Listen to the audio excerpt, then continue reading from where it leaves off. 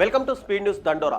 ఆంధ్రప్రదేశ్ రాష్ట్ర ముఖ్యమంత్రి నారా చంద్రబాబు నాయుడు 2 రోజుల పాటు ఢిల్లీలో పర్యటించనున్నారు. ఈ రోజు గన్నవరం విమానాశ్రయం నుంచి బయలుదేరి ఢిల్లీకి చేరుకున్నారు. ఇక మధ్యాహ్నం 1 గంటకు కేంద్ర హోంశాఖ మంత్రి అమిత్ షాతో సమావేశం కానున్నారు. ఏపీలో నిర్మించ తలపెట్టిన మెట్రో రైల్ ప్రాజెక్టులపై ప్రధానంగా చర్చిస్తారు. కృష్ణా గోదావరి జలాల్లో తెలంగాణకు రావాల్సిన ప్రతి నీటి బొట్టును సద్వినియోగం చేసుకోవాలని, న్యాయపరంగా రావాల్సిన నీటి వాటాల సాధనకు కేంద్ర ప్రభుత్వంపై ఒత్తిడి పెంచాలని రాష్ట్ర ముఖ్యమంత్రి రేవంత్ రెడ్డి నిర్ణయించారు. కృష్ణాపై తెలంగాణలో ఉన్న ప్రాజెక్టులకు వెంటనే క్లియరెన్స్ ఇవ్వాలని, నీటి కేటాయింపులతో పాటు ప్రాజెక్టుల నిర్మాణానికి ఆర్థిక సాయం అందించాలని ఈ మేరకు కేంద్ర ప్రభుత్వాన్ని కోరనున్నారు. కృష్ణాతో పాటు గోదావరి జలాల విషయంలో తెలంగాణ ప్రయోజనాలను పరిరక్షించడంతో పాటు ఇంతకాలం జరిగిన అన్యాయానికి శాశ్వతమైన పరిష్కారాలను సాధించాలని ముఖ్యమంత్రి రేవంత్ రెడ్డి ఆదేశించారు. భార్యాభర్తల బంధంపై సుప్రీంకోర్టు కీలక వ్యాఖ్యలు చేసింది. భార్యాభర్తల మధ్య వివాహ బంధం ఎలా ఉందో భాగస్వామి ఫోన్ సీక్రెట్ రికార్డులు స్పష్టం చేస్తున్నాయని దేశ అత్యున్నత న్యాయస్థానం అభిప్రాయపడింది. పంజాబ్ రాష్ట్రంలోని భరిండాకు చెందిన ఒక వ్యక్తి తన భార్య నుంచి విడాకులు కోరుతూ కోర్టును ఆశ్రయించడంతో అత్యున్నత న్యాయస్థానం ఈ కీలక వ్యాఖ్యలు చేసింది. ఇలాంటి కేసుల్లో భాగస్వామి ఫోన్ రికార్డులను సాక్ష్యంగా పరిగణించవచ్చని సుప్రీంకోర్టు వెల్లడించింది. వారి మధ్య వివాహ బంధం బలంగా లేదనే విషయాన్ని ఆ రికార్డులు స్పష్టం చేస్తాయని అభిప్రాయపడింది. ఈ వ్యవహారంపై అంతకుముందు పంజాబ్, హర్యానా హైకోర్టు ఇచ్చిన తీర్పును సుప్రీంకోర్టు పక్కన పెట్టింది. ఇంటర్నేషనల్ స్పేస్ స్టేషన్ వెళ్లిన భారత వ్యోమగామి శుభాంశు శుక్లా మరికొన్ని గంటల్లో భూమికి చేరుకోనున్నారు. 18 రోజుల పాటు శుక్లా అంతరిక్ష కేంద్రంలో ఉన్నారు. అక్కడ వివిధ ప్రయోగాలు చేపట్టారు. యాత్ర ముగియడంతో డ్రాగన్ వ్యోమనౌకలో వారు భూమికి తిరిగి పయనమయ్యారు. 22 గంటల ప్రయాణం తర్వాత డ్రాగన్ మధ్యాహ్నం 3 గంటల సమయంలో కాలిఫోర్నియా సముద్ర తీరంలోని సముద్రంలో ల్యాండ్ అవుతుంది.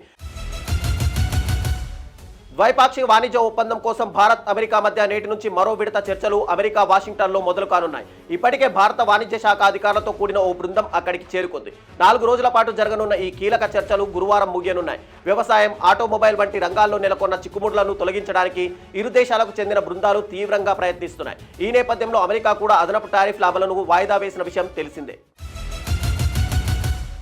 బీహార్ అసెంబ్లీ ఎన్నికలు దగ్గర పడుతున్న తరుణంలో రాజకీయ పార్టీలు విమర్శలకు పదును పెడుతున్నాయి. రాష్ట్రంలో ఇటీవల చోటు చేసుకున్న వరుస హత్య ఘటనలపై కాంగ్రెస్ అధినేత రాహుల్ గాంధీ తీవ్రంగా స్పందించారు.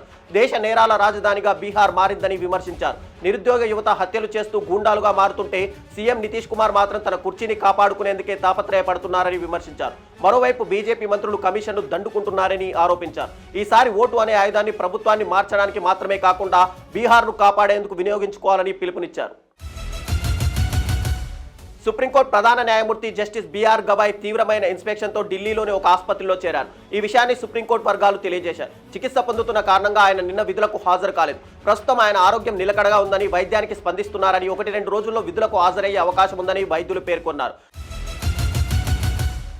అమెరికా అధ్యక్షుడు డొనాల్డ్ ట్రంప్ మరోమారు భారత్, పాక్ మధ్య మధ్యవర్తిత్వం వహించానని వాదించారు. తన చొరవతో 2 దేశాల మధ్య 4 రోజుల పాటు సాగిన ఘర్షణను ఆపారని పేర్కొన్నారు. యుద్ధాలను పరిష్కరించడంలో మేము విజయవంతమయ్యాం.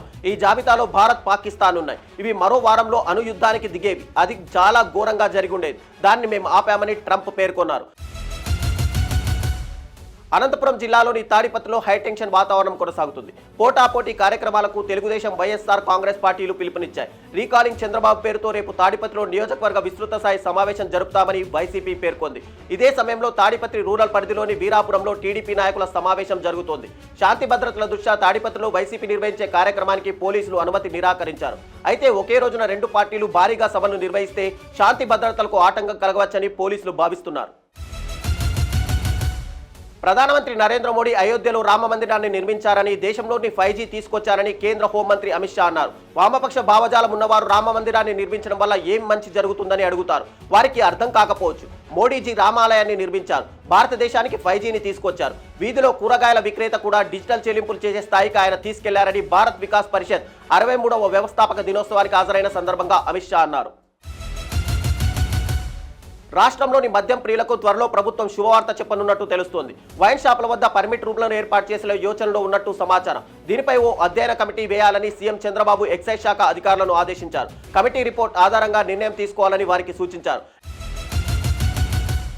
ఉక్రెయిన్తో 3 ఏళ్లుగా సాగుతున్న యుద్ధం కారణంగా రష్యాలో మానవ వనరుల కొరత ఏర్పడింది. దేశంలో కార్మికుల కొరతను భర్తీ చేసేందుకు భారత్ వైపు దృష్టి సారించింది.